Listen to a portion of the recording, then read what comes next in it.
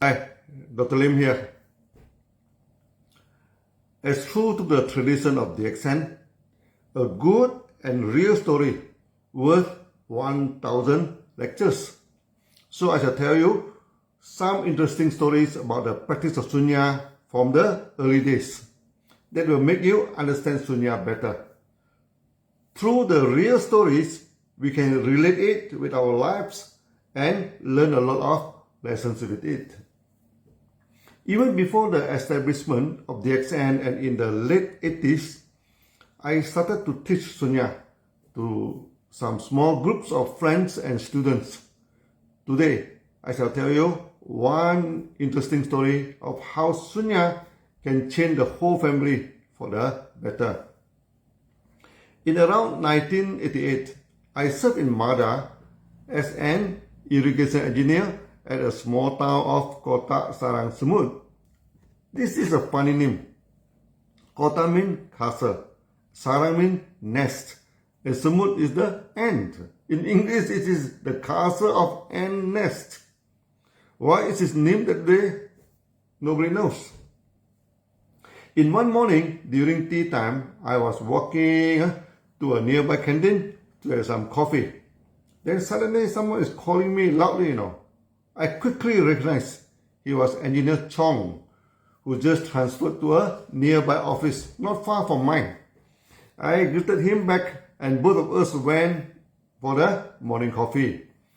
We started to have some chatting. Then suddenly he asked me whether I believe in karma. I said, karma is just the law of cause and effect. Of course, I believe it. Then he shook his head, and he told me, before that he believed it, but now, no more. He said karma was superstitious teaching and good for nothing. I could sense some bitterness in his statement and asked him why. He said his job contract was going to end soon. He tried desperately to get a new job and failed in every interview. He told me he never accept any money from the contractors and never make trouble for them. And since his graduation, every time when he read in newspaper that some people were suffering and asked for donations, he always donated money to them. But now, those engineers that asked money from the contractor, who went to enjoy life in nightclub and visit the red light area, all of them already got new jobs except him. He almost raised his voice and both his hand opened up. Who say there is the law of karma? Who say good people will get good luck? I'm a good person and now I'm losing my job. I tried to calm him down and told him, look, Chong, when you want to go for an interview, then you should prepare for it. What has a donation to the poor and a kindness to the contractor has anything to do with the interview? You should bring some documentation of the work that you are familiar with and never let the interviewer keep on asking you, because after a few questions, they will immediately know your weak point. Try to lead them to look at your documentations and let them ask about the project you have nicely documented.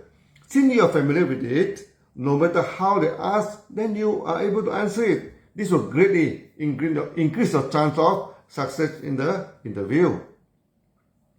But Chong got a problem. He never documented any project. Then I told him, I just completed the documentation of calculating the loading capacity of a pile. I use a technique called rebound hammer test. When the pile is about to set, we paste a graph paper on the surface, then with the hammer strike the pile to sink it, then we draw a pencil with a horizontal guide to get a rebound curve where the pile bounce up and down, and the vibration is recorded. And from the rebound curve, we can calculate the bearing capacity of the pile. This was a very specialized skill and not all the engineers are familiar with it. With the rebound hammer test, we did not do the pile loading test, which is time consuming and very costly. I passed him my documentations and brought him to the site to demonstrate and taught him, how to get the remount curve. He worked and practiced very hard and soon learned the skill of it. Just before his job contract was about to end, he got an interview. The interview started at 8 p.m.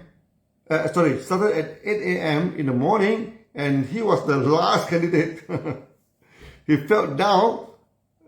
As in the interview, they normally put the best candidate in front and the lesser one at the back, and he was placed at the end, meaning the chances for him were very, very low. By the time he reaches his term, it was already 6 p.m. in the evening. All the interviewers were dead tired and sat there expressionless like a bunch of logs. They just casually asked what he was doing at the moment.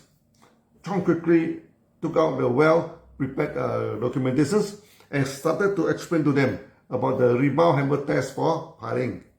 All the interviewers came over to see the documentations as Chong explained it down all the way. None of them asked any question. When Chong finished the explanation, the chief interviewer asked Chong, "Okay, please go out and sit for a while." Disappointment and frustration filled the heart of Chong. The interviewer must be very tired. They did not even ask a question. This interview will be doomed as those before this, and he wondered why they did not send him home and ask him to wait.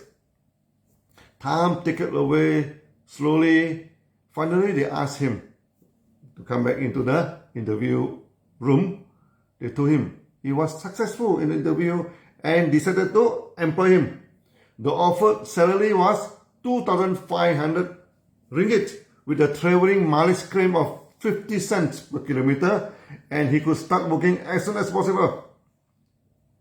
Chong immediately turned wild with joy and excitement, At that time, the economy was bad and Malaysia was experiencing recession. Salary was poor. Both his and my salary were less than 2,000 ringgit per month. One of my friends, who was also an Australian graduate, only got a job with 900 ringgit after jobless for a long time. And many of Chong's colleagues who were enjoying life in nightclubs, frequent visitors in red light areas, and squeezed money from the contractor, none of them got such a high pay. Also, the mileage claim that time for us was 25 cents per kilometer, and they offered Chong twice as much. They explained to Chong, recently they got a huge contract that involved a lot of piling. The remount hammer test presented by Chong would save them a lot of time and money, as they did not do the costly pile loading test. After seeing the detailed records presented by Chong, they immediately know Chong was the right candidate.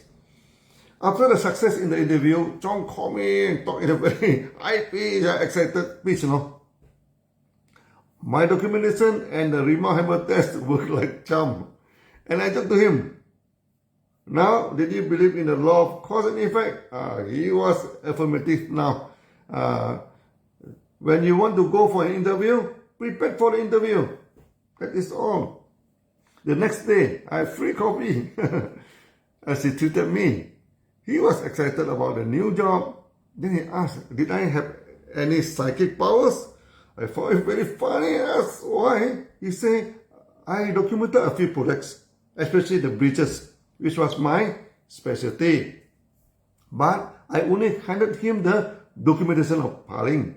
If I handed him the documentation of breeches, then the result of the interview may not end well. How could I sense that piling demonstration was good for him?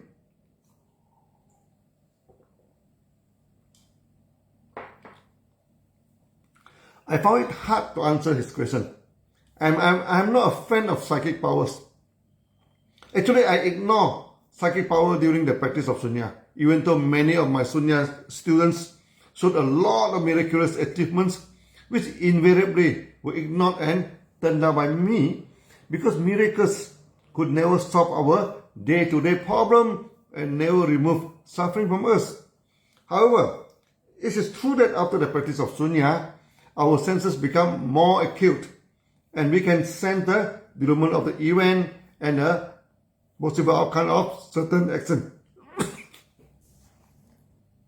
Even this is not foolproof, but good enough for us to engage our action, modify our strategies to deal with the challenges we faced. Miracles are useless for us, but acumen in the senses or the kind of spontaneous awareness which all Sunyatis will develop is very helpful. When I want to pass some documentation to Chong, I need to make some selections. My specialty was on the construction of bridges, but the documentation was huge, consisting of surveying the site, soil testing, flood record, current speed of the river, choice of types of bridge, and then the piling test, concrete test, and a lot of other tests. At the time, I was supervised some building and construction works too. There was one common documentation for both the building works and the bridge works, was the documentation for the piling.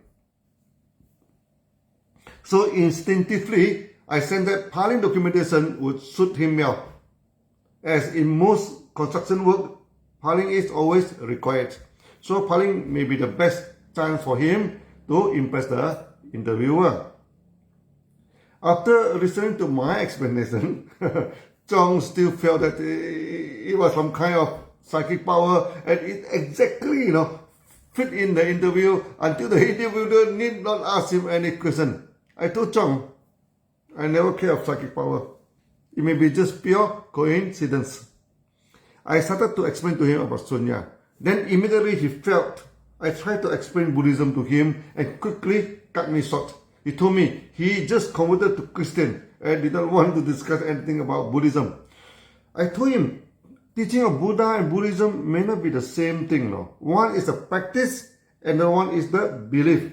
We are dealing with the practice, not the belief. I told Chong, the practice of Sunya do not interfere with his belief in Christ and become a Christian. Now he did get a job by applying the law of cause and effect from the teaching in Sunya. So if Sunya did not interfere with his belief, then how could it create any problem for him? Chong told me his wife was a Christian, but he was a free thinker and more towards Buddhism initially. But after getting problem with the interviews and failing so many times, he became very stressed. His wife was very worried about him and brought him to meet a pastor. The pastor put a hand on his head and blessed him. A great sense of peace and serenity, came to him and he felt good and thankful. Then he converted into Christian and he told me from that time on, Buddhism has nothing to do with him anymore, including all the teaching of karma, reincarnation, and etc. He no longer believes in this. Once again, I told him, I am not promoting Buddhism. Sunya is a teaching of Buddha, but it's not Buddhism. Chong felt very funny, If it is the teaching of Buddha, then why it is not Buddhism? I told Chong, Buddhism is a faith system, dealing with your death and life, dealing with the salvation of your soul. But Sunya is a practice. The salvation of your soul has nothing to do with Sunya. The principle of Sunya is based on Diamond Sutra. And in the Sutra, Buddha clearly stated his Dharma or teaching can help tens of millions of people to save themselves. But none of the salvation is due to the practice. He taught nothing and saved no one. Means you have to go back to your own belief to save your soul. It has nothing to do with Sunya. In Sunya, we only talk about peace and prosperity. Now you get your job because of the practice of Sunya, you prepare the course and the result or the effect is good. That is all. It has nothing to do with salvation of your soul. Chong was amazed by my explanation and said no one explained Buddhism to him like this. Once again, I stressed it is not Buddhism. I am not converting people into Buddhists. He could continue to believe in Christ and seek salvation of his soul. That had nothing to do with Sunya. Chong pondered for a while and told me, maybe he should focus on his belief and not to involve some practice that may jeopardize his belief. He told me he was moved by the power of Jesus and felt a kind of peace that he never felt before. It was so moving. Maybe he should not be involved in any other practices. I told him that believing in Christ was his choice. Now Christ was his father. Buddha has made it clear. Everyone has only one father, but can have many teachers. Father is a Lord you believe in, but Buddha declared himself as Tathagata, mean the teacher to human and Deva, and people call him Bhagawan, mean the world honored one, not the world worship one. Only in later days, some ignorant gurus and Baba turned the meaning of Bhagawan to become God in direct contradiction to the teaching of Buddha. Bhagawan is a title to Buddha, nothing to do with any God. Finally, I asked Chong, the sense of peace and serenity, has it come back often after the first encounter with the pastor? He said, no. Then I told him, I have a technique that can let you feel the kind of peace and serenity. Will you be interested? That immediately sparked him up, He turned excited and asked me, hey, how to achieve the kind of peace and serenity again. So in my next video, I shall discuss how Chong get his peace and serenity again and how his practice changed his family. Now, in this video, remember the teaching about the cause and effect. When you plant cucumber, do not expect to get watermelon. You reap what you sow. See you again. Bye-bye.